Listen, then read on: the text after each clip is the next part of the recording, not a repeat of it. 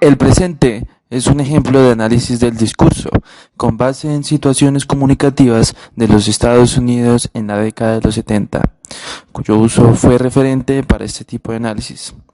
Cabe resaltar que luego este sería abordado desde la ACD, análisis crítico del discurso, con el objetivo de resaltar y explorar los factores sociales, políticos y culturales alrededor de este. I Have a Dream, de Martin Luther King, fue un evento de importante relevancia en la jornada del movimiento de derechos civiles el 28 de agosto de 1963. Como referencia, aludiremos a tres trabajos de carácter académico que consolidan una metodología de análisis distinto a partir de este evento comunicativo. Dicho esto, tendremos en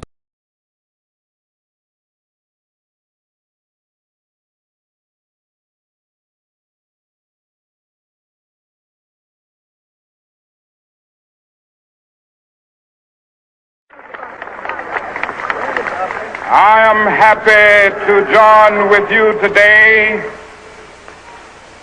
in what will go down in history as the greatest demonstration for freedom in the history of our nation.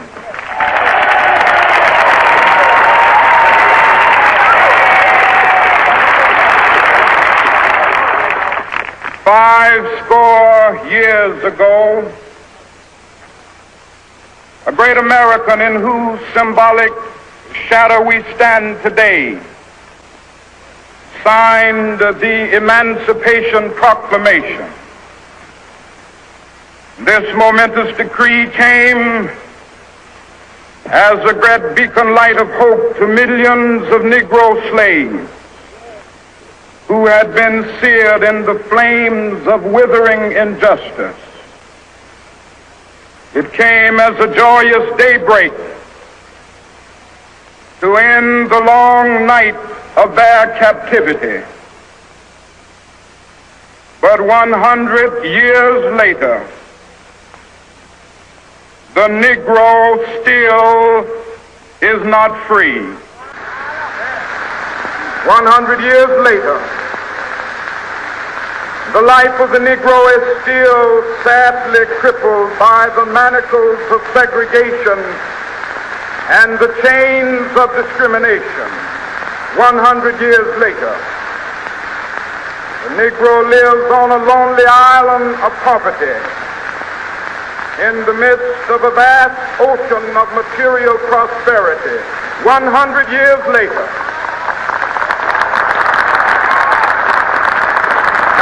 Negro is still languished in the corners of American society and finds himself in exile in his own land.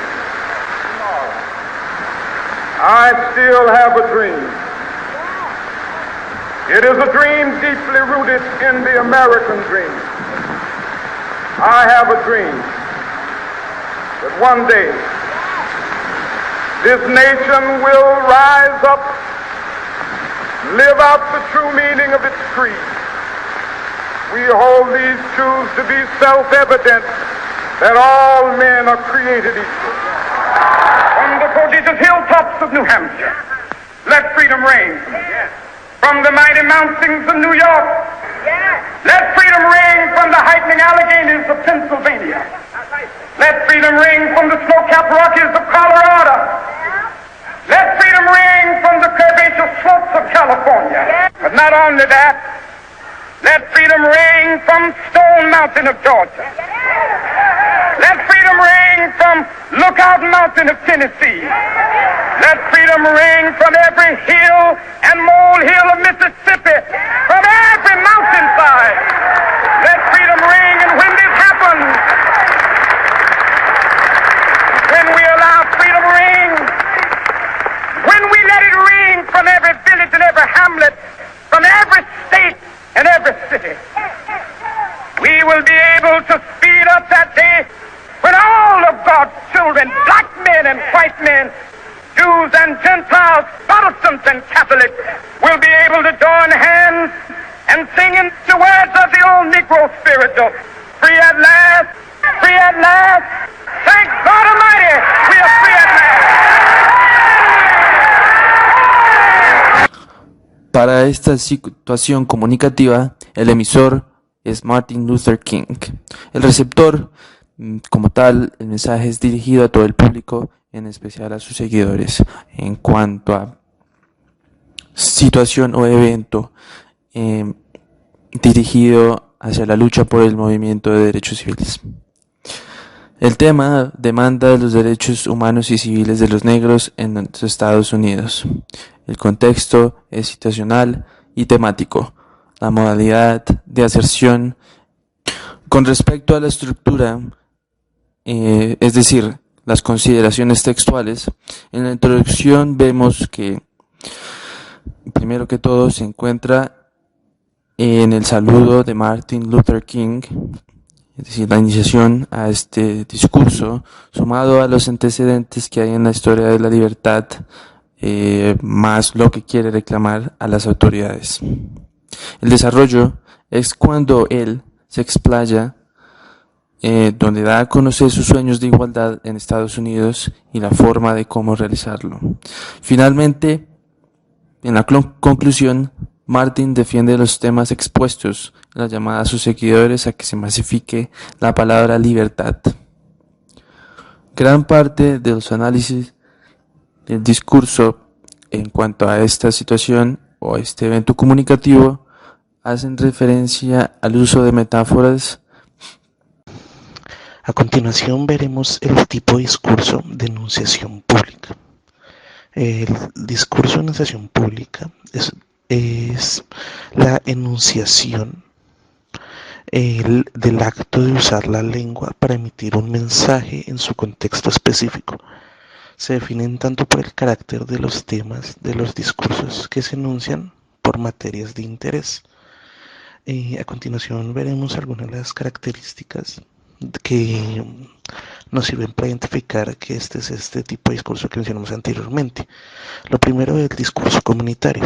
Este corresponde a intervenciones verbales ante audiencias representativas de diferentes agrupaciones comunitarias. En este caso, el discurso de Martin Luther King estaría ligado a asuntos sociales. El emisor está tomando temas de interés a la comunidad con la que se relaciona, es decir, un partido político. Además, se nota una ardua preparación del hablante del discurso para la adecuación del lenguaje a las situaciones públicas que puedan pasar. Seguimos con tema orientado a la comunidad afroamericana, que a pesar de que en varias ocasiones podemos observar que la generalización del público al que va dirigido es evidente, que la intención del discurso va dirigido a la comunidad afroamericana. Por último tenemos el lenguaje formal.